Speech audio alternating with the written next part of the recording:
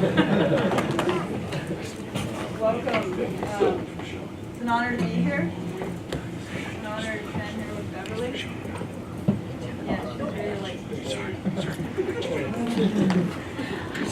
on the yoga ceremony. Yeah.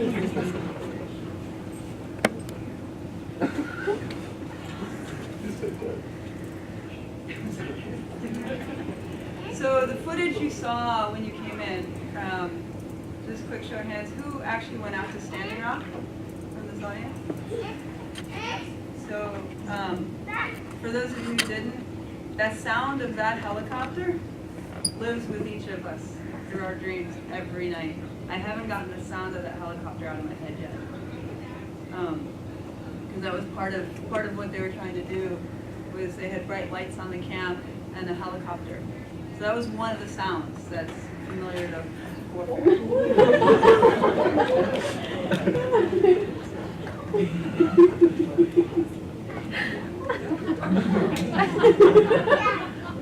So when you're facing police, you're not afraid to touch fire? Exactly.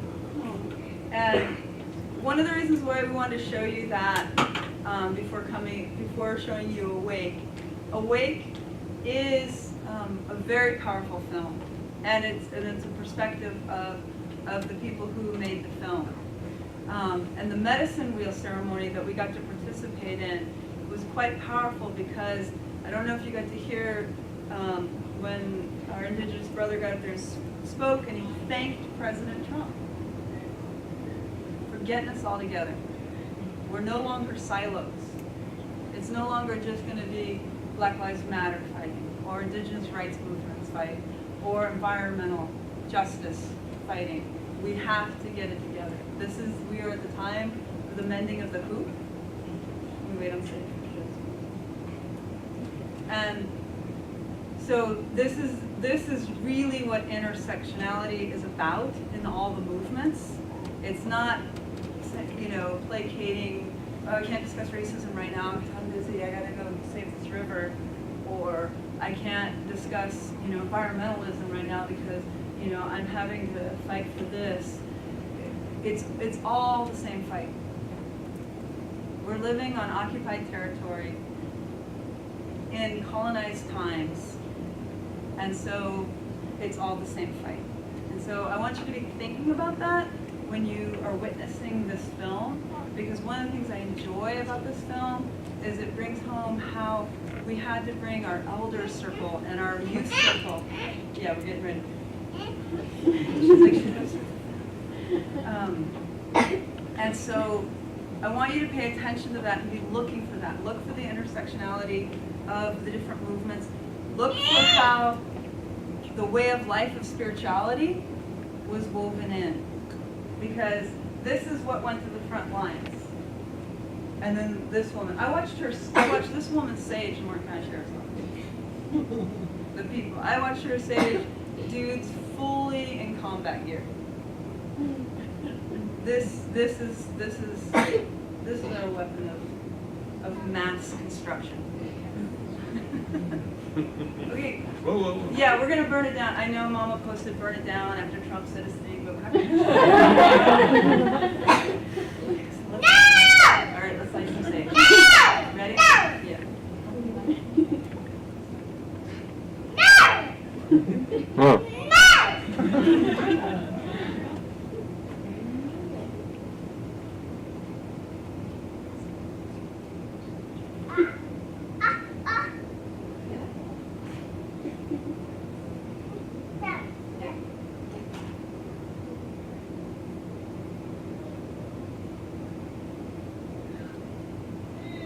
I'm here to make sure she doesn't set off the fire.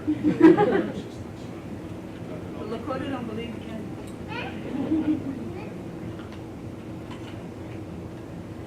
One thing about Standing Rock is that it was my home. It is my home. Where my family's from. And it was a tradition. Everything we do begins with prayer. And Enuchete, everything And even the Morton County Sheriff Department didn't realize they were a part of that prayer. I got some strange looks when I was punching these officers. And I looked up at them. But our fight wasn't with them. We understood. And it was their water that we were praying for too. And Ochete is now totally bulldozed and gone as a physical space. But I hope that it continues to live right here in our hearts of everyone. Because that was just a major stone in the pond. The ripples that emanated from that stone in the pond have to go on. They have to go on. And we're the ones that have to carry them. Oh, Abenaki and Kashina will be on. I give thanks for our lives today. It's a privilege and honor of being able to come together and to talk about the work that's needed to help preserve our Mother Earth. I give thanks that we can talk in a peaceful way, in a safe place. I pray for those in Kashina who are not able to do that, who don't have a safe place to be. For all those people on this planet that are being affected by violence, by colonialism, by greed. I ask Kashila that you bless this gathering here and that you give us the words that we need to be hearing and help those of us who are going to be speaking to be able to speak what Spirit wants us to speak and help us discern between Spirit and our own egos.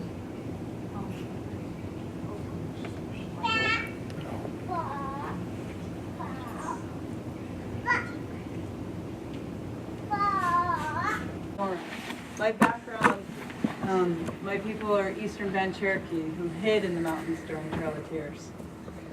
And I come from a long line of learning about nonviolence through violence. And then I've become a nonviolent direct action trainer. And so one of the things we've got to do is we've got to live the decolonization if you want to participate in the decolonization. So even here now, like just gather in. This is the first time that I have seen that film. And I think the reason why I didn't rush out to see it or put it on, television to watch is because I knew that it would bring up feelings.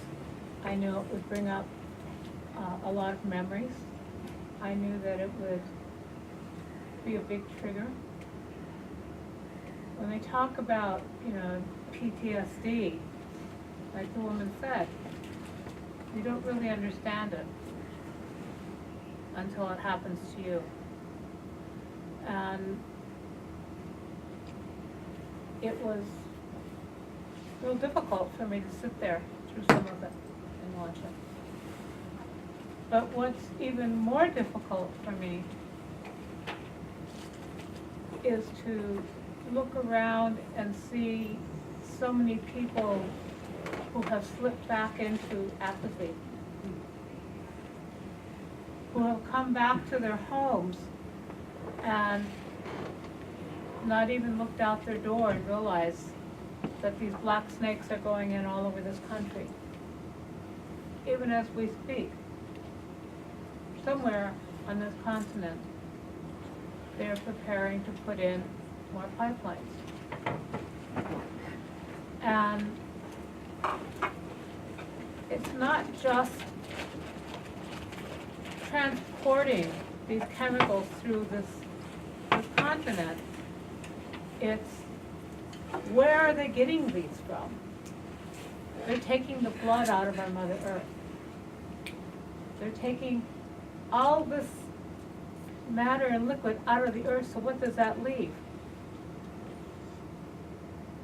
And some people are surprised that there's more earthquakes. Some people are surprised that there's more active volcanoes on the planet. Some people are surprised that our weather is changing. Those are the ones that have their heads buried in sand. And we need to start looking right where we're at. We don't have to go back to South Dakota or to a pipeline camp to do something about it. And the indigenous people all across this country have been speaking out for the last couple hundred years, saying if you do that, this is going to happen. If you do that, this is going to happen. Our oceans, our fish are dying. Our coral reefs are dying. But what do they put on television? They show us all these National Geographic studies where they're starting to rebuild the reefs. And that might be in a little section, but they're not talking about the whole entire ocean. Here in this state, there are indigenous people who are struggling to maintain their identity, to maintain the earth that we live on, just in this state. And because of colonization, not every tribe gets along with each other. We don't all agree on the same thing, but we do agree on one thing, and that's that the earth is our mother, and that we are here to take care of her, that we have been put here to take care of the earth. And I have known all my life, because I have been taught all my life, that we can all disappear. If something were to happen this second, the nuclear bomb were dropped and all of us disappeared, well, if you came back in 2 or 3 years, there would be vines and trees growing up through this room. It would all come back. All the plants and animals that we have destroyed would come back. So the earth doesn't need us. It doesn't need us to survive. The earth needs us to protect what is still there. And not for ourselves, but for those future generations, for those children, for that little girl who is trying to start a match and start the sage. Native children are taught from the time they're really little how to respect the earth and how to respect that which lives around them. And it's for them and those children who aren't even born yet that I even sit here and talk about this. I've lived on this planet 70 years shy of 1 month. But I'm not going to be around for the next 50. But my grandchildren are, my great-grandchildren are. Some of you are going to have children. Some of you are going to have grandchildren if you don't already. Some of you have nieces and nephews. We are teachers of those young people. All of those young people are looking to us. And so, what are we going to do? What are we going to do in our lives that's going to help those next generations to carry on? Nothing that we do today is going to destroy all the pipelines in the world. We'd be fooling ourselves if we thought that would happen. It took a while for those pipelines to get installed and to get put out there under the ground. And most of us don't even know. We don't even realize that in Syria, everything going on there is because of a pipeline there, because of wanting to transport some of this poison through their country. Anywhere there's conflict, it's about resources, it's about oil, it's about having something taken from the ground. As a Lakota woman, my people are still fighting to reclaim the Black Hills.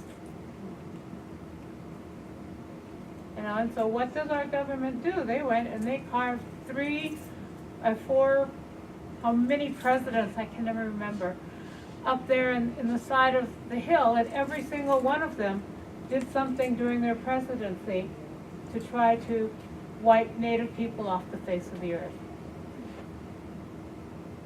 But just the other day, someone came up to me and said, you know, I really want to go to South Dakota. I have always wanted to go see Mount Rushmore. I think that Mount Rushmore is so incredible. And I just said, you need to learn about the people that are carved in the side of that mountain, because I think it's an atrocity. And he just kind of looked at me and turned around and walked away. Some people aren't going to hear. Some people don't want to hear. Because we live in a colonized state where people have been brainwashed for so long. Nobody knows the truth. How many of you in high school learned the true history of this country? Very few. And yet, here at UVM in 1995, a gentleman wrote a book called Lies My Teacher Told Me. It's one of the best books that I have read in a long time, because it exposes some of the lies that we did not learn in high school. I didn't learn them. And it's important for us to know those stories. It's important for us to know that history. It's important for us to know so that we can unravel it and not let it repeat itself. Racism is alive and well. And with this last year, it has just sort of exploded. And a lot of it is just smoke and mirrors, so that we're looking over here and we're not looking over there. Wait, what's happening in North Korea? Exactly. So we don't know what's going on over here because we're so busy looking over here fighting for this. We need to start incorporating all of society and the things that go on in this country and the world all together, because they're all connected, just as we're all connected. It's no longer Native people versus non-Native people, or blacks versus white. You know, this country has made a big, big issue of racism being black and white. It's not black and white. It involves a whole myriad of people in between there. And a lot of Native people have been really, really offended because, well, Black Lives Matter is trying to stop all these young men from being killed by our police. Nobody's paying attention to the Native people that are being killed by their police on the reservation. It's never talked about. Yes, Standing Rock is not there as Ochete anymore. Standing Rock as reservation still is though. But there are still people who are embroiled in legal battles. There are still people who are having to go to court. There's still people who are being charged with crimes that they didn't commit. And we can't forget that. And we can't forget that there are people even today being arrested in other parts of this country for trying to protect our Mother Earth from what's being done to her. And so if you're studying about the environment, you have to stop thinking about land and water and air. You need to start thinking about the whole picture. I know that's a big task because sometimes we can't even break away from that little box that we walk around with like that, bumping into people with cell phones. I'm guilty of it sometimes. But we need to start looking around us, within us, and looking at the people who are in the place where we're at, where we live, people we walk by every day, people we talk to every day. Are you trying to compete with me, Jesse? Someone's taking it. Okay. So, that's what I want to say about that. Thank you. Oh, thank you. And before I say anything, I want to bring our guest in maybe to introduce themselves and give a little. We're having a little technical problem. Show Doug. You guys here? Hey Doug, can you hear me? Hey, Doug. Yeah, I can hear you. Okay. Can you hear me? We can kind of hear you. See it. So Doug, if you want to maybe just give a little introduction, tell us where you are. We just watched the film, and we have a panel of folks here that we've just started having a conversation.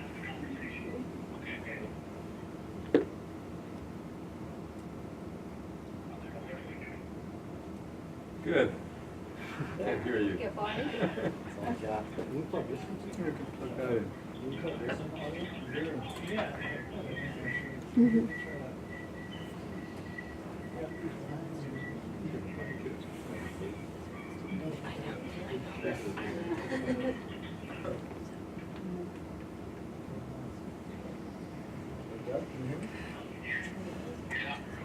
Okay, we're just trying to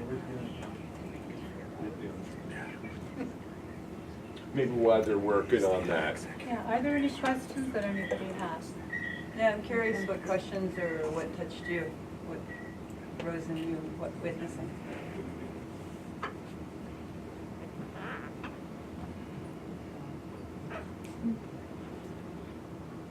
I wanted to just say, I mean, in terms of the way the film was made, can you hear us also? What's the filmmaker's name?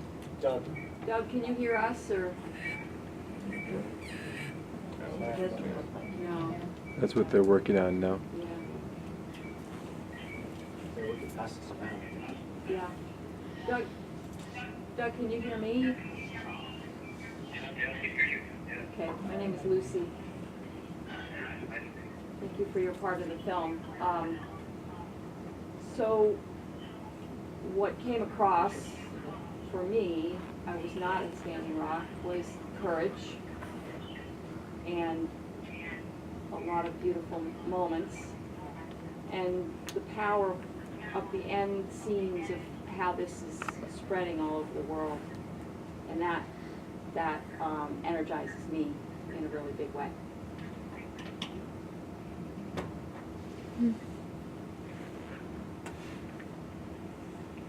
Anybody else want to say? I have a question for everybody. To me, it seems like one of the ways that we're trying to spread a message is through technology, and then that seems to be a pretty powerful way of spreading a message. But technology at the same time is using the oil that we're trying to fight against. So how do we move forward in a way that gets the message across, but also works from a point of trying to really fight for what we're fighting for, which is like getting away from destroying the earth through fossil fuels. Did anyone want to take? Could you repeat the question for those questions? She was, to summarize, if I might. Yeah. She was asking how we in the modern world, you know, being so dependent upon fossil fuels in technology and other areas, you know, precious metals, all these things, how do we move forward in this process of unplugging from those toxic things while we're so bedazzled by the next thing coming down the line? Mm-hmm. And also how we like still spread a message without using those modes of communication that we've all become accustomed to actually getting people to listen, you know, making a movie or whatever that might be. So, yeah. I guess it's open to everybody as well. Yeah. I think that we're moving in the right direction. Mm-hmm. I think that there's more and more people who are becoming aware of solar, Mm-hmm. who are becoming, you know, wind power, even though that's a big controversy, is possible to generate energy. I think that what we need to do as people is we need to start limiting ourselves. We need to start policing ourselves, so to speak. I live off grid. If you live off grid here in Vermont, you know that you don't get a lot of sun in the winter. Mm-hmm.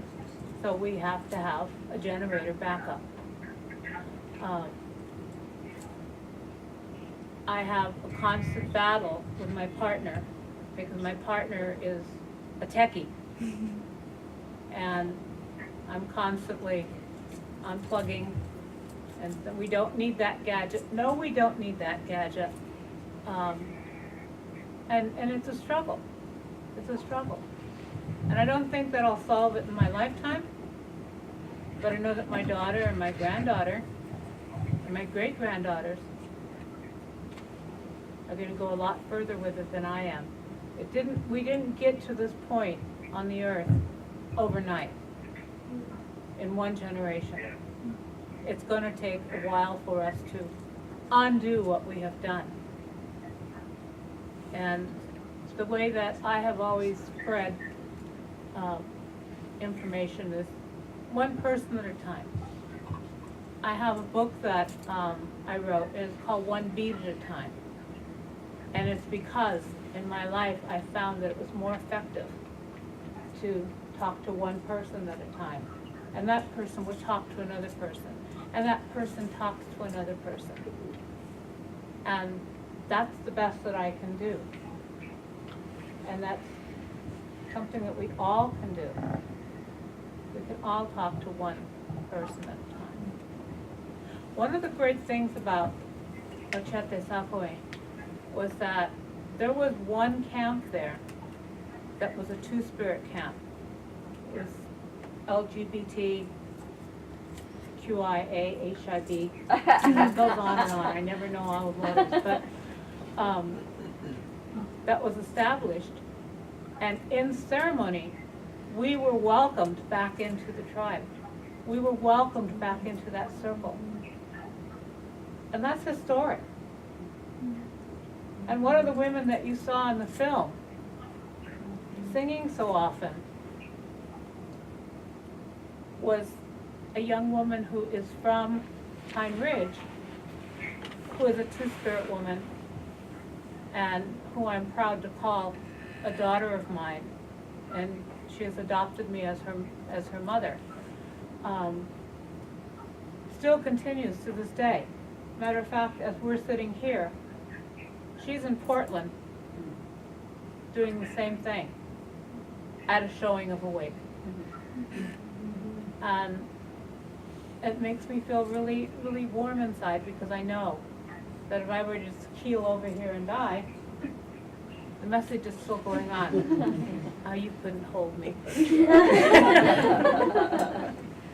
So one person at a time, So, one step at a time. because we have Doug Goodfeather, executive Do we have him producer, now? on the screen, yeah. Yeah, let's do it. Let's do it. Maybe if, Doug, can you hear us? I can hear you, but I can't see you. Oh,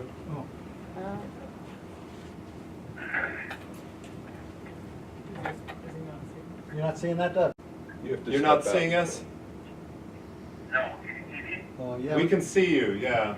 So if you can visualize this, there are about how many of us? 50 people or something in a room in a kind of circle with several rows.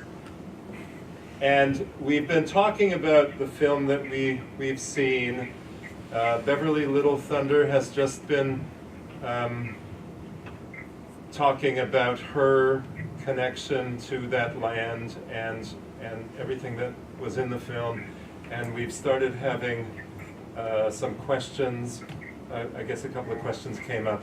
If you could give us maybe a short, a couple of minutes about where you are now, give us a little sense of your place and also your relationship to the film, and maybe something that could bring us up to date with the events portrayed in the film.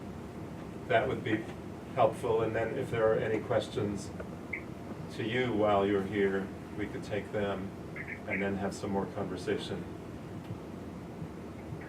Okay. Can you hear me? Yeah. Yeah.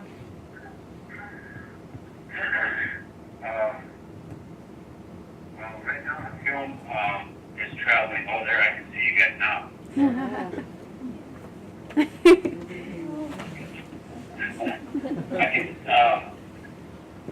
The importance of this film is to bring awareness to our country, the whole world actually, because of the destruction of prioritized corporations and what they're doing to our earth.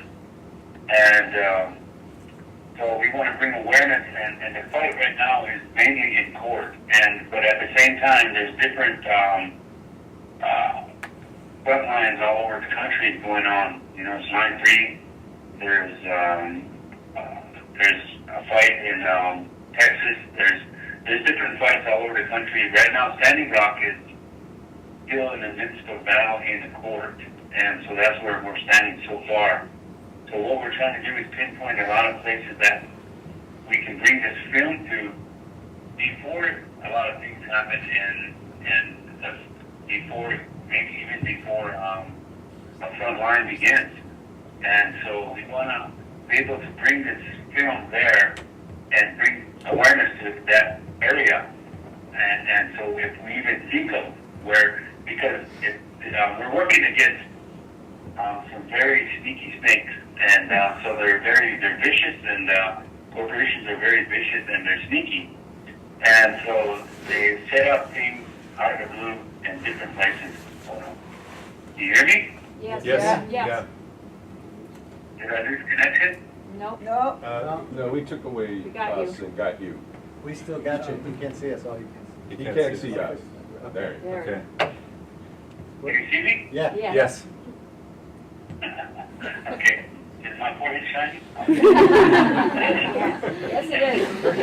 So one of the important things about this film is bringing awareness to different places in the country and how important that is for our fight on the front lines, and to find out where a lot of these things are happening, these attacks on Mother Earth. And, you know, destroying the EPA was one of the first moves that they did, and they're looking at just getting rid of Bureau of Land Management as well, because the administration is trying to push for tax cuts on the 1%, and also what we found out is that the president is also trying to get his kids, get the government to not tax his kids. But if the government don't agree, then he's going to cut Bureau of Land Management. So there's going to be thousands of jobs lost there as well. So these tactics are very sneaky, and you can see a lot of things going on Facebook and what is happening. And so one thing I heard one of the ladies talking, about not seeing it in your life. Hopefully, if we push forth on this issue harder than ever, we can be able to see that or that in our lifetime. And so it's really important. It's a critical and crucial time in this fight to really be aware. And I also like to say thank you all for your support and what you're doing, and for showing this film there and bringing awareness to the community there. And it really helps a lot in everything that you do. And the little things really add up to.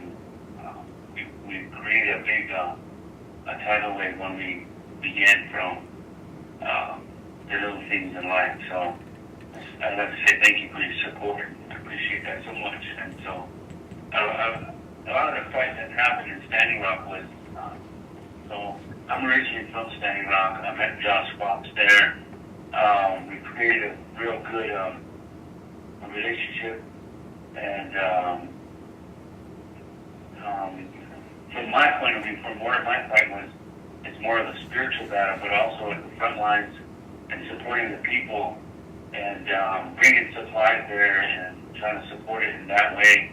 And also I work with PTSD, not only vets, but civilians as well, suicide prevention, addictions, and homelessness. So I brought my nonprofit over, or used my nonprofit organization to get donations.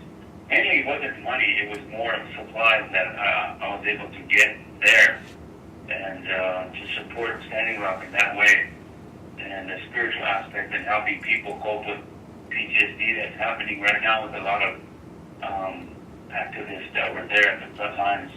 Also work with Red Dawn, who's still, right now she's in a halfway house in Portland, North Dakota, and she was one of the ones that was wrongfully accused. And so there's a lot of injustices that happen there. There's a lot of injustices that will happen throughout this fight because of the badges and the authoritarian figures that is happening in these front lines that are really making you scratch your head. It just boggles your mind, and you have a lot of. I mean, one of the fights is. We're fighting a giant with endless, and a bank account that's endless. And so, but, we're like pebbles. And a pebble can be very irritating in your shoe. And that's one of our goals, is to be irritating in their shoes, and they're what they're trying to do.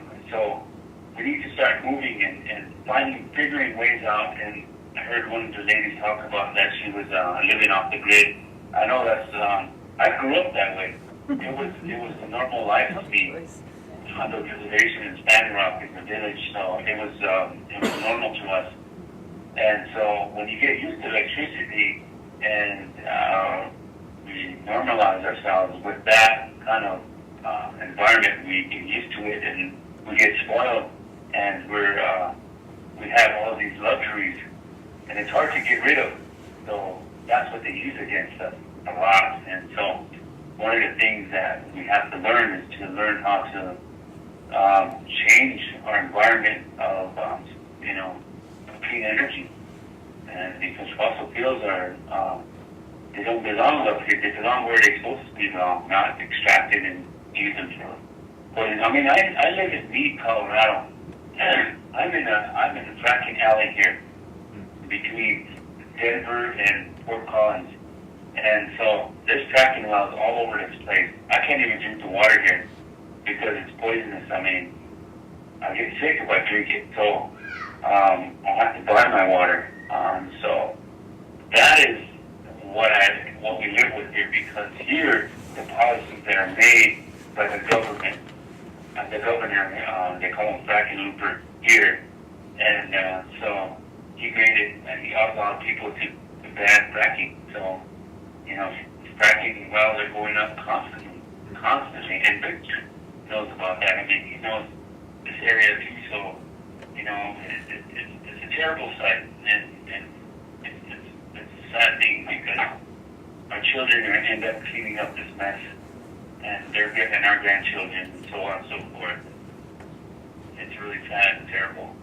But we have to fight. We gotta keep believing, keep going, keep moving forward, stick together as people, as human beings, and continue this endeavor of fighting this battle. And I know we can. It's just gonna take time. Sometimes you have to rest and rejuvenate and get back into it again. So it's a never-ending battle. Seems like now. So I hope that makes sense. Yes. Oh, yeah. Yeah, Oh. yeah. Heads are nodding. It makes sense, I think, to everybody. Thank you for your work on the film, and thank you for joining us, and for all your work, too. Yes, you can continue to support the front lines as well. You can support us through my organization called lakotaway.org, our Spirit Horse Nation. You can find our page on Facebook called Spirit Horse Nation, and that's an environmentalist part of us. And you can also support us at lakotaway.org, and we do a lot of work in that, on the front lines in that way too. So, Okay, thank you so much. thank you. Thank you, Doug.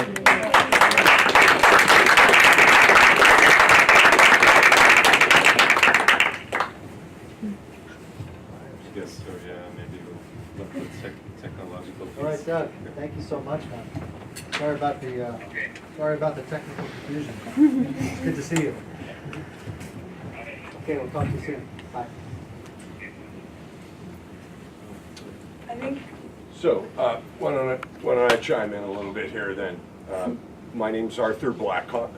I am not indigenous, okay? I've been a practicing animist, or practicing animism, probably the majority of my life. And animism is just that, the understanding that nature is spiritual, that we're in relationship with nature. And so my entire youth was spent out in nature growing up. The things that I would experience would be through observation, through animals, through things in nature. And we are in that kind of a relationship when you're either indigenous or when you're able to reach back to your original indigenous roots. It's about that relationship that you have with the planet. And a relationship that is just as if you were to have a relationship with an individual sitting in a room with you or across the table. How do we behave in that relationship? What are the rules of that relationship? How do we communicate within that relationship? And so for me, I was drawn to Standing Rock because I had been a water protector since the 1970s, since the non-nuclear times. And I've been working very, very hard over that period of time through beautiful indigenous friends of mine who have helped support me and kept me strong as a storyteller and a dreamer, because we are all dreamers, and that's really what this is about. It's about a dream. It's about us waking up and saying, there's a nightmare going on, and there's something that we can do individually and collectively to have an impact. And so from my experience at Standing Rock, when I hit the ground and realized how much community, how much love was present, and that the leadership within that indigenous group had elders who dreamed a dream long ago to reunite the people, as Beverly talked about. They brought back all the disenfranchised. They brought them back in, those with addiction, whatever the issue was. They wanted to impress upon themselves the need that a whole universe would come to Standing Rock someday, and that they would be under the microscope. And what kind of people were these people, and how did they live? And what were the choices and decisions they were making? I can remember how difficult it was for the leadership watching the elders out there move through these events, and how emotional it was for them, and how the attack on the Cannonball Bridge the next day at the Sacred Fire, there was nothing but tears with those elders. I didn't see a dry face. I saw no sense of victory or ego present in that moment. And so I asked myself, when I came back from that place, and the message that I was giving was, take this seed and go back to your lands and work for those on the lands that you occupy. Bring an attention to those around you, to the needs of the Abenaki, to those that live here amongst us. Not just the 4 tribes that are recognized, but a great majority of people that have indigenous blood that don't belong to those tribes and yet walk through Vermont almost unrecognizable. And you, some in this audience, very likely may have indigenous blood in you from this area if you're originally from it. No. And so the message from Standing Rock was one about taking that message back home and not sitting on the knowledge. You know, I don't like to quote a lot of powerful presidential white guys, but Teddy Roosevelt said, you know, first thing you do is you do the right thing. Second thing you do is the wrong thing. The crime is to do nothing. And this really resonates even with indigenous people, that, you know, we're given this moment in life and in our opportunity now to play a voice, to tell a story about this moment in history. And what we're capable of is amazing things. You saw it in the film. I know there's been a lot of hardship going on in our culture right now for women, and what we've seen since that Hollywood producer and all that stuff. But you know, I've been filled with an enormous pride, not for these scoundrels, but for the courage that it took these women to step up to these people of power and speak truth. And let me tell you, Mr. Lauer from the morning show, and even our home prairie companion friend, are all seeing the world differently. And it was because women, individual women, were brave enough, courageous enough to step up, and not just for themselves, but every other person in the room, and those daughters and sisters still to come. And so here's our moment. What do we do while we're here in this day and age with our technology? And you know, maybe we'll tech our way out of our problems, or maybe not, because the sun's an amazing thing. If we could capture a fraction of what the sun generates, we wouldn't have an energy issue.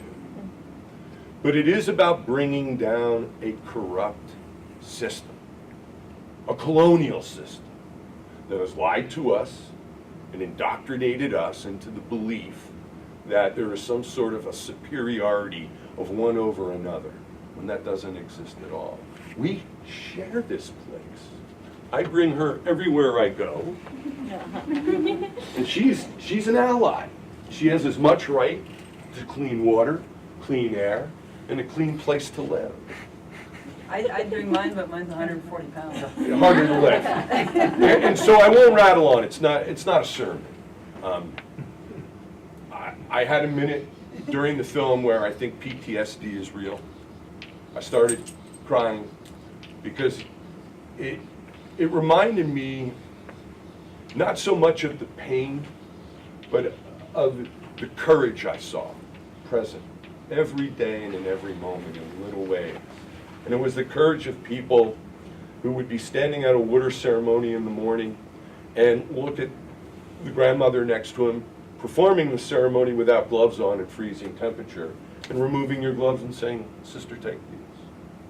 And this went on constantly. The roadblocks, we didn't get a vibe of the roadblocks and how this place was encircled. I have photographs from where I camped and lodged, right near the horses and the ponies. And the lights were so strong on the horizon of Turtle Island during that window of period that there was no darkness at night. And they flew things over you at night, and they sent sonic booms through the camp just to deny people sleep, to deny people prayer. It's a complete lack of compassion. You know, one thing I know in this room by the occupants of it is we showed up because we care about each other. That's the starting point. And one of the pieces I think I found in all these years of working in the movement is about 5 years ago I was convinced we won the science argument. I was doing like dances and getting all excited Because now science was on our side and we've proved and we've won the argument. And I realized the ranks didn't swell. And I said to myself, what's going on? And it's because we do not win this battle here. We win it here. Say it again, because this is really, really important. Pull away with one thing tonight. We don't win it here, we win it here. And that goes to the point of praying for those that were oppressing us there, because they have children that'll need fresh water in the future. And again, they are breastfed upon a system that's corrupt. The banks that support these things, we can stop. I've seen some of you at the TD Bank North protests. I know you're out there. We can do this thing. But I want to impress upon you, maybe 2 seconds, last glimpse. I go up for my Himblation. I was telling you a little bit about this. And I'm up on a vision quest. 4 days, 4 nights on the top of the mountain, no food or water. You're Shanupa, and you pray to Great Spirit for a vision. And you're not praying for an ego piece. You're saying, the community, my people, the tribe are in need. Give me something to bring back to the people. And things went by, a lot of crazy stuff. Long and short of it, last day of the vision, as the sun is rising, no vision has happened, the vision appears. And up comes this entity to me. And this entity gave me a sacred name. And he told me that I was a good being, that I try very hard at what I'm doing, but I have to remember that I am only responsible for myself. I can't change you. I can't make you do things you don't want to do. And he said, therefore I want you to remember your name is One Feather. But I'm giving you this name because everybody you tell this to, you give them the name. So I'm naming all of you One Feather. And I'm allowed to from this vision because what I was told was that I'm only responsible for myself. And as one feather, I can struggle and work all I want, but until other feathers begin to work with me, we can't usher in the winds of change. And so it is a community thing, as Bev and Catherine are talking about. We need to unite. We need to look at our cross-sectionality and say, you know, none of us are going to survive without clean water, clean air.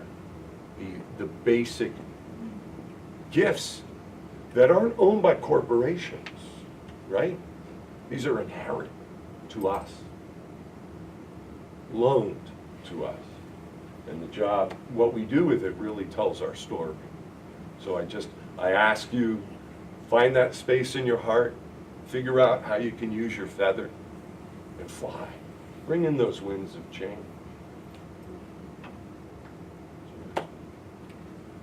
Yeah, I just wanted to add a piece, as you both were speaking. I'd say this is the second time I've seen the film, the most visceral response I had tonight. I didn't realize it would happen, but I had energy go up my spine when for the final removal from camp, because I ran many times from those guys. And they were, you know, well trained. That's the thing. They're well trained. They would come at us in groups of 50, and they would charge and then stop, which is a great way to get us to run. Because as soon as we fall, then they can arrest us. They can grab us. And two jobs I did on the front lines, and I was somebody who helped get people ready for the front lines, either through the nonviolent direct action trainings that we had every single day in camp, and then we started having 3 times a day in camp. And I worked legal, and that's how I'm participating now, is I'm still tracking people, particularly women, and their court cases, and making sure they're all getting out of prison. But I would, you know, because I'm also white, I worked with the white people, and I wouldn't let you go on the front lines if you weren't going to actually use your privilege in a way that actually would support. And I'm bringing this because I'm guessing there's a lot of people here who have skin of privilege, or get to fill out a form, and then they're very privileged depending on how they get to fill out their ethnicity. And so it's a really important piece we speak to. So I would actually go up to the white people who were yelling, "Fuck!" or doing things like that to the police, or even the march in Washington when they were passing Trump Tower and they're all yelling, "Fuck Trump." No. Not just because our elders have requested that we don't swear, and not just because our elders have requested that we live the respect and show the respect that we are now asking for, but because we're gonna do this in a different way. We will not save this earth with the same energy she was raped with. So your anger is important. So study the people who've utilized their anger. The Dalai Lama teaches us, and the only reason why I bring him up is not because he's on a lot of magazines, but because I actually did study the Heart Sutra with him, so I feel like I can directly say this. Your anger is something that you're going to take in, and it fuels your compassion. It's an energy that's vital to you. And it's how you use it. It's how we respond. The Youth Council, during the height of the winter, when all the donations came in, and Morton County was really trying to get their Facebook page going, and they were talking about how they were shaking in the cold out there, and they really could use all these things. Well, the Youth Council got a whole bunch of items together from all the donations that were coming into camp, and took them over to Martin County and said, "Oh, you need a sleeping bag. Here you go." So we're going to do it different. We kept inviting them to ceremony. We kept inviting them to drink the water that we were praying on. And so that's how we do it. You live here in Vermont. Who here, I'm going to out you, who here claims that they're 5th, 4th, 5th, 6th, 7th, I don't know how many generations they pray here in Vermont, but who's here like multi-generation Vermonter? Anybody claim that? Whoa, this is the first Vermont. You all from out of town, aren't you? So, since I've been living here in Vermont, people love to ask, "Where are you from?" And so I often reply with, "Are we talking before or after colonization?" Before, after what? Before or after colonization? When do you want to know? Oh. And a big thing about Vermont, and I'm bringing this forward partly because we're here tonight as a new organization that's really trying to bring attention to local indigenous issues, as well as what's greater happening on Turtle Island. But just here in Vermont, the lies that we're told is there were no indigenous people here. This is the one state that was formed on the lie, "Oh, there's no indigenous people here, therefore it's up for the taking." They wrote a little letter to DC, and guess what? They got themselves a state. And so it's big pride here in Vermont. Say, "I'm 4th generation Vermont," as if this land began when the Vermont Union was formed. So that's a big thing right here that begins to decolonize the thinking. Because when we begin to decolonize the thinking, we can decolonize our heart. And like my brother pointed out, it's here where we're going to make that change. That anger is going to fuel compassion. You're going to begin to interface differently. And it does begin there. It begins with how you interface. What are you willing to speak to? Someone makes a Pocahontas joke in front of you. Are you going to say something? Are you going to speak to, she was a real person. She was raped as a child. Are we going to discuss that too? And so we begin to speak the truth. And if you want to hang out and have a really good time, hang out with a bunch of Indians, because there's nobody funnier on the planet. because Me. Yeah. Yes. Maybe Carl. Because you have to laugh. You can't take yourself so seriously. And that's where your privilege comes in to play. you're not going to lose anything by speaking up, especially if you're white. You're not going to lose anything by raising the voice of an indigenous person or a person of color, or being the one who speaks last in the room. Or if you're male, making sure the women speak first. As a mom of an indigenous Asian child, I am well aware every day in Vermont how my daughter's looked at so differently than how I'm looked at. Because I get to play the role, I get to present. I present exactly what our society is wanting, right? My dad trained me to be white enough. I wasn't allowed to braid my hair because then I'd look too Indian. So it begins with your every moment interaction.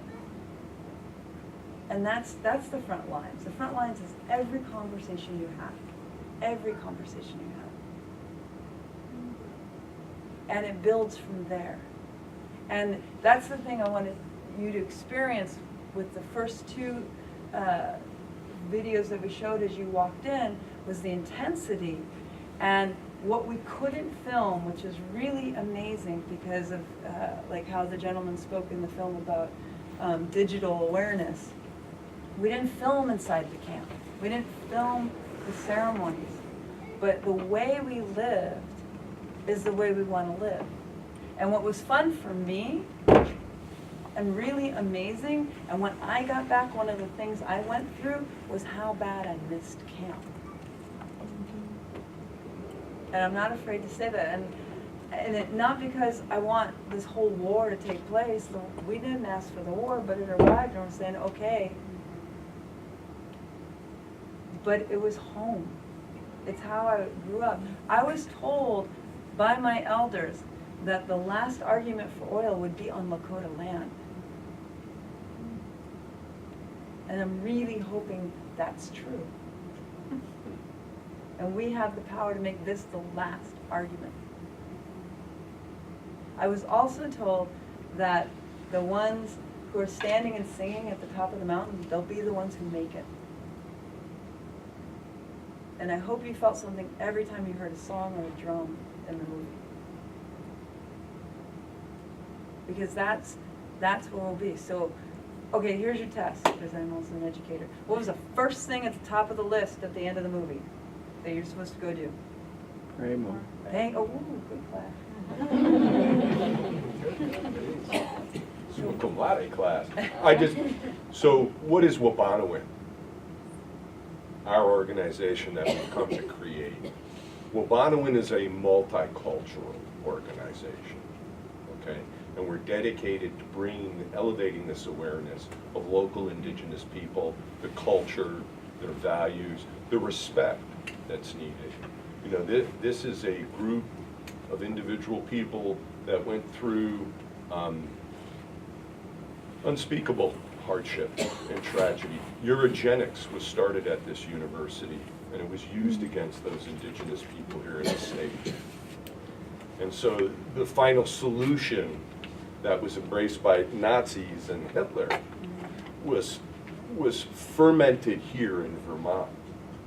And what I would like to see happen, and what I believe can happen, is that we as an organization, we as a community can kind of rise up, maybe January, February, when the legislation's getting together in Montpelier and they're saying, should we make Indigenous Peoples' Day permanent? Or shall we just gift it every year as a kind of stipend or a rent check paid? Here you go, there's your day, and now we paid our rent. And I'm not trying to be cruel, I'm just trying to be honest here, that there are things we could do. We can get on a list together, we can show up when the legislature is going to meet and be a visual presence to them. We can pick up a letter or our computers and type out something to a representative in our legislature. There are things we can do to raise our voice, to support the world and the dream we'd all love to see in Vermont. Such a great place. I came here because it's so darn beautiful. And I just want to say something before, if you don't mind. So I'm a white girl ally secretary to Wabano and Dawn Society, our newly formed organization. And a couple things I want to sort of address your question before about, you know, what are we doing with this technology? Well, I don't know specifically with the technology, but we're trying to go paper free. So if you're interested at all in following along with Wabanoan, we're doing our best to promote any other local indigenous events, the Abenaki Artists Association. On the website, we have links to all of the recognized tribes in Vermont. And we'll continue to reach out to other groups too, so we can just keep promoting things that are happening here in Vermont that support the indigenous communities. But on the Wabano and Dawn Society, either through the Facebook link or on the website, you can fill out a contact form if you want to get involved, do some volunteering, or just follow us on events. We can put you on the email list. that'd be great. Just put up what you can do when you can do it. That kind of a thing. We want to make this as easy. Didn't want to have a clipboard and say sign, sign, you know. We're all techie enough. We can go online and do this piece, you know. And that's what we're trying to do. Just like you say, step into a new way of telling the story, a new way of sharing that story. And I believe everyone in this room is really good at storytelling. I bet over a beer you can make people laugh. and so, you know, it's important to laugh. It really is. And that's another thing that feeds our soul. You know, I have to agree with what you said about indigenous humor. It's definitely the Benny Hill humor of America. It's got that dark slap side. There's a film on Sunday Oh, that's right. Yeah. here on the UVM campus that we're also promoting as well. And it's about Standing Rock. Yeah, you can look it up under Honoring the Sacred. For some reason, my cell phone doesn't here, so I can't give you the specifics. But. So we want to be a resource. We want you to feel free to come through that door and engage. But if you know of something, let us know. Absolutely. And vice versa. We'd like to be able to reach out in a certain moment when we feel we could represent for local indigenous people and show up. And it isn't Abenaki Day, it's Indigenous Peoples Day. We want to recognize more than just those in the state. And these are all ways to support indigenous leaders, because indigenous people have been on the front lines of the environmental movement since 1492. And, you know, I mean, the Bureau of Indian Affairs was made part of the Department of the Interior, for crying out loud, so we're with Parks and Rec. So like a squirrel. Like a squirrel. Think of us as your local chipmunks.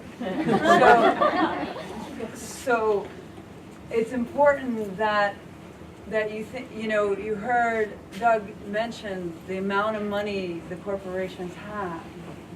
So, you know, when we put out the gourd or we put out the blanket and we're asking for money, you know that money in indigenous hands is going to be taken directly to courtroom battles. It's going to be taken directly to front lines facing these corporations and all their security they got going. It's going to go directly into the fight. That's in service of every single person. So we invite you to contribute in that way. We invite you to show up, bringing your voice to the State House when we ask you to. Numbers count, faces count. Having hundreds and thousands of people show up to something does make a difference, because if you do study nonviolence, which I hope you do, and you study someone named Mohandas Gandhi, he once said that when 100,000 people don't follow a law, it has trouble being a law anymore. So you have to know the law. That was what Dr. Martin Luther King Jr. tried to teach us. If you want to break the law, well then know it really well. That's right. Because you have to know how to break it so you can change it. You want to break the rules, know the rules. So it's really important. So we invite you to contribute however you can with your time, or your energy, or your money, and we're really grateful that you came and took all this time with us. Thank you.